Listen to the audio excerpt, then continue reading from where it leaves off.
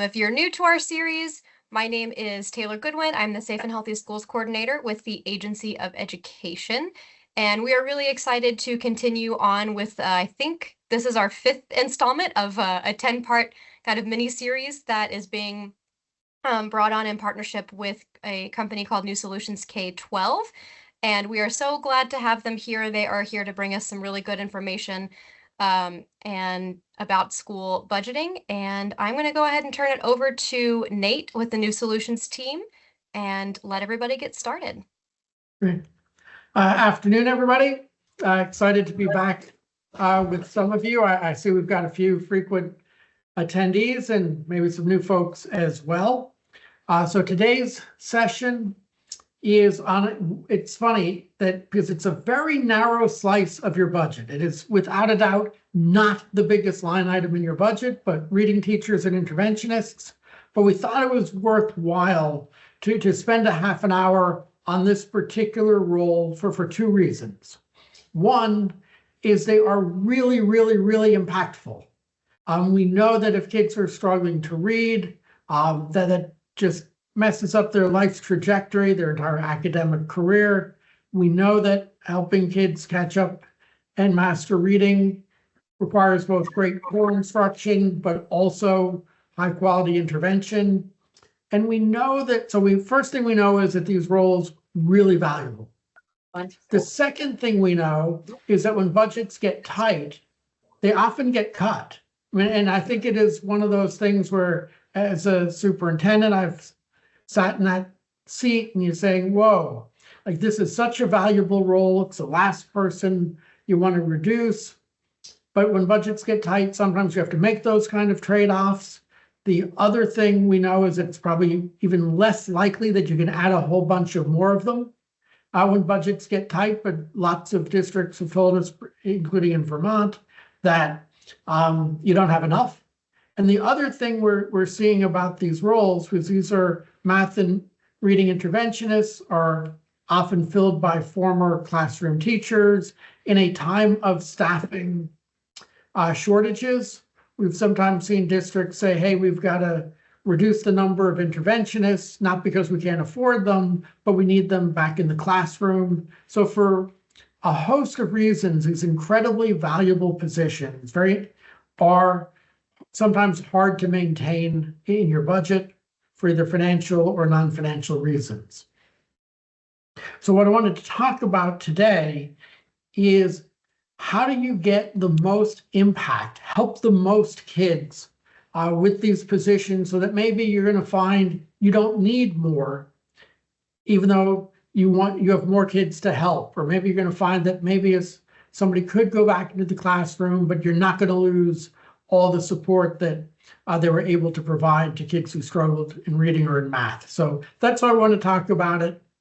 Let me share my screen and we will jump right in to staffing reading teachers and interventionists in a way that gets the greatest impact out of each dollar spent. Let me get into presentation mode. And with that, as Taylor said, joint effort between Vermont Agency of Education and New Solutions. I think I will skip over any other background. Again, if you've got questions, take a picture with your phone, submit them to us. We will respond to you in writing and creating an FAQ section for all your colleagues to be able to read the answers to questions as well. And we will host office hours in the near future after we've completed this series if folks want to have a conversation on any of these topics. Everything we're going to talk about, hopefully we are addressing not just the technical aspect of these ideas, but the political and practical implications of them as well. And so, how do we get the most impact out of the reading teachers and interventionists you have? Since I don't care how good your budgets are, we may never have enough of these people. They're just so valuable. So 3 strategies to talk through today. The first is to manage their time like it's precious, because it is. The second is some suggestions on how do you avoid overstaffing small schools. We obviously want to serve small schools, but if you, quote, overstaff, give them a little more time and capacity than they need, it means that some other schools in the district or SU may not be getting all the time that those students need. And lastly, and somewhat surprisingly, we want to make sure that your building schedules are designed in a way that allows the reading teachers and other interventionists to be really efficient with their time and their support. Because you'll see one of the major reasons reading teachers can't help as many kids as we'd like them to be able to help, as they would like to be able to help, is because the master building schedule was designed in a certain way that makes them less efficient. So the first thing we want to talk about is managing the time of the intervention staff. What we know from having worked with a lot of school systems in Vermont and many more across the country is that we really, really value our reading teachers, really value our math interventionists, but we also are fairly hands-off in many schools and in many districts in how proactively we manage their time. What we'll often do is say, hey, you are assigned to a particular school or a particular school for 2 days out of 5. We might say, let's work with the kids who are in the bottom 10 or 25%. So we're giving some direction, but then most reading teachers, most math interventionists are expected to make their own schedule to figure out how best to use their time. And our experience is that even though these are great, smart, caring people, that if we leave it to everybody to build their own schedule, for a host of reasons, they almost never maximize the reach and impact they can have.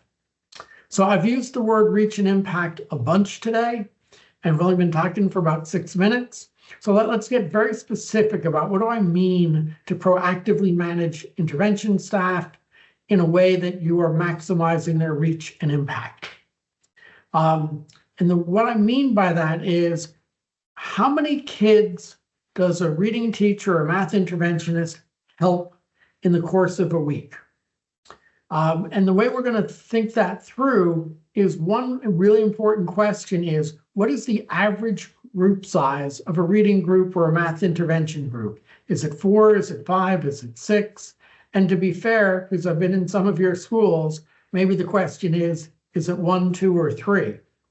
But how many kids are in each group has a huge bearing on how many kids a reading teacher is going to be able to help over the course of a week. And then the other question is, how many groups does each reading teacher teach each week or each day? And what we have seen is that some reading teachers have 5 groups a day, and some have 6, and some have 7, and a few have 8 or 9. But when you think about the combination of how many groups they're teaching in a day and how many kids are in a group, it's really simple math. 5 groups a day with 4 kids in it, that reading teacher helps 20 students. And maybe that's a good number. And a question we get asked all the time is 20 a good number? Because people are thinking, 5 groups a day, high school teachers teach 5 periods a day, groups of 4, that's not bad. It's, intervention, we want to keep them small. And so if you've got this really valuable person and they're helping 20 kids in a day, we find that a lot of principals or reading teachers themselves would say, yeah, that's not bad. That seems reasonable. What we're going to share with you this afternoon is maybe that's actually not reasonable. You got to remember, most reading groups are 30 minutes long. So that says if I do 5 groups in a day, that is 2.5 hours of working with students to help them improve their reading.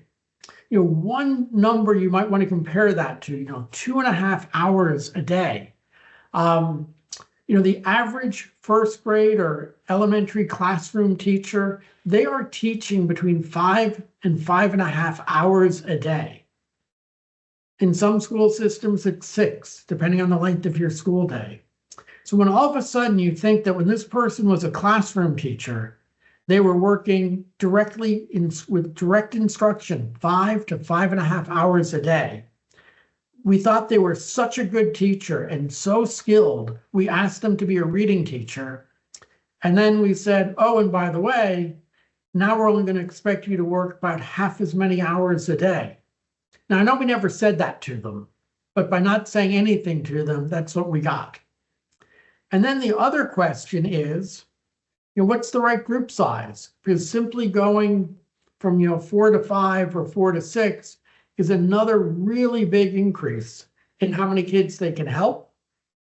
And this is something that we've definitely seen across Vermont. And I know there'll be people on this call and people who watch the video later who will probably cringe when I say this, but all of the research says that elementary intervention groups in the 5 to 6 range are highly effective if you are grouping by similar area of need.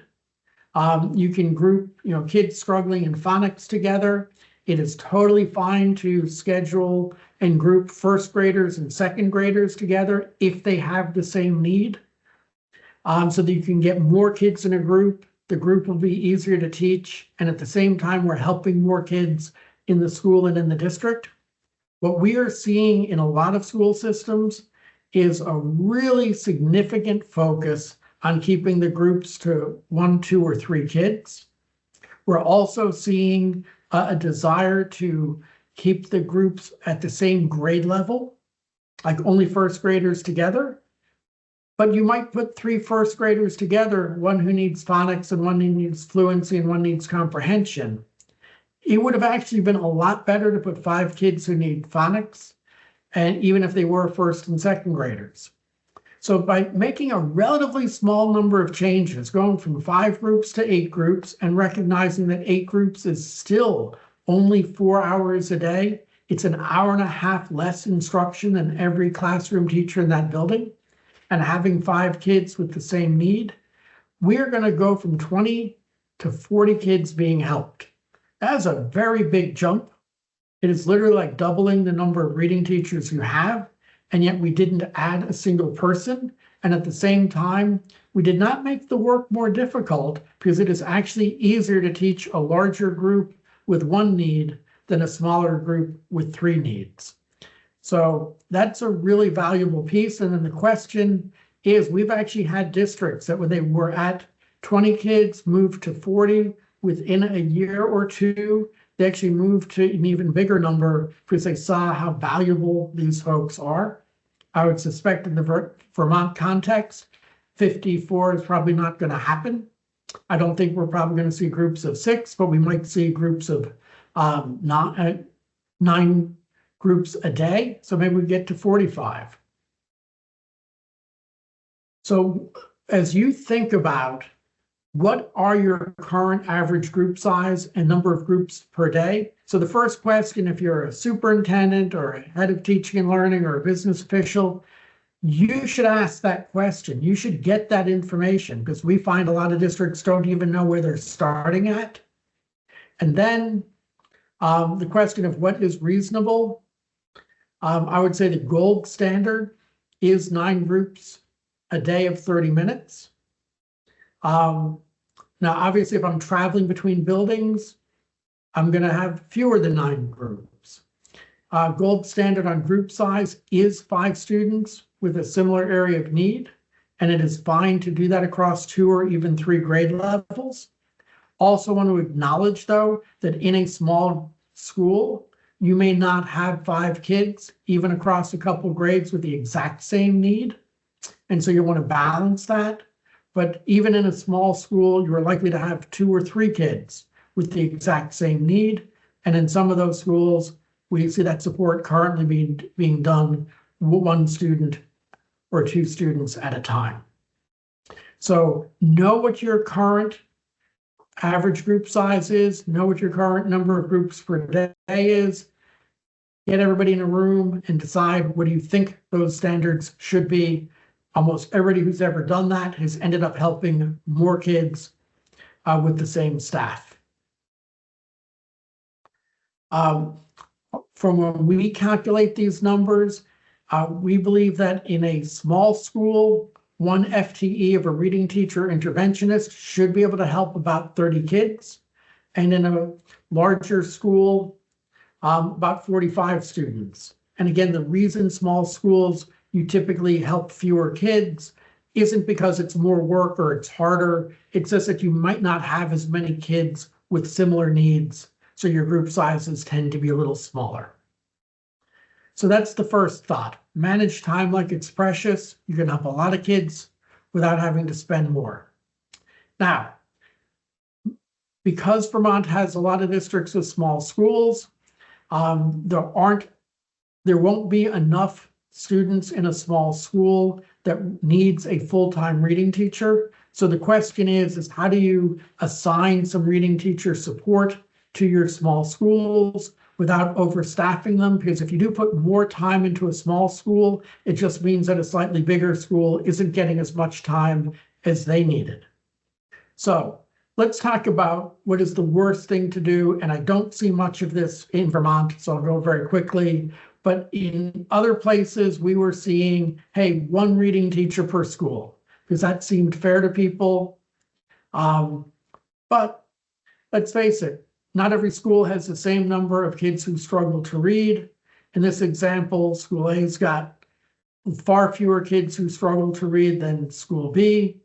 So it would make no sense to have the same amount of reading teacher time in school A and school B because they have very different numbers of kids who struggle to read. Now, the good news is most of the schools I've worked with in Vermont are not this simplistic. You've already taken steps to try to balance how much time a reading teacher goes to different schools. So that's great. But I want to push you to do it even a little more precisely, because what we're seeing is in a lot of school systems we've studied, small schools get a half-time reading teacher, larger schools get a full-time reading teacher. It's this kind of like half or one. It's a fairly simple attempt to have smaller schools have less staff time because they need less staff time. So I appreciate that people are already doing this. But if you take this to an even finer level of precision, because what if I told you that that smaller school that had a half-time person only actually had 11 kids who are struggling? You know, it's a school of 40, 50 kids. Maybe you only got 11 kids who are struggling to read, where that larger school had 30 kids who are struggling to read. So you'll see there's a certain inequity here where there's school A has, if you compare it to for a full-time person, they have a full-time person would be supporting the equivalent of 22 students in school A, but 30 students in school B. And again, even acknowledging that there's this smaller target for school A, just 30 kids for a full-time reading teacher in school A, but 45 in school B.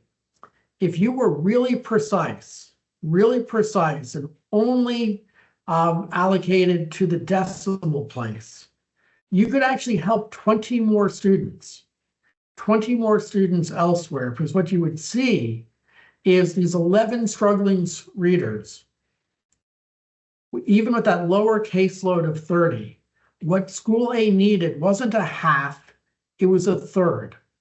And I know this can feel like so much like accounting, like a third versus a half. Isn't that pretty darn similar? Isn't it pretty darn close? But school B, with their 30 struggling readers, a 45 kid student caseload, they needed 0.6. So here's the deal. They needed 2/3. The difference between not rounding up to a half and not rounding up to 1. What does that mean? It means that one reading teacher could have covered school A and school B, and 100% of the kids would have gotten services. And you would have needed 1/2 less FTE. you do this across multiple schools, you're going to see that maybe you're going to be able to save one reading teacher, which is one really skilled person who goes back into the classroom, which is really valuable. And at the same time, we have not reduced one student getting 1 minute of reading support. So the real issue here is to calculate in this very detailed way down to 2 decimal places, and then assign your staffing accordingly. It will make a difference. It'll also, at the same time, more kids are going to get helped if you pair this with the strategy, the first strategy. So that's the second thought. In these smaller schools, rounding to a half, for example, isn't nearly as precise as we want to be.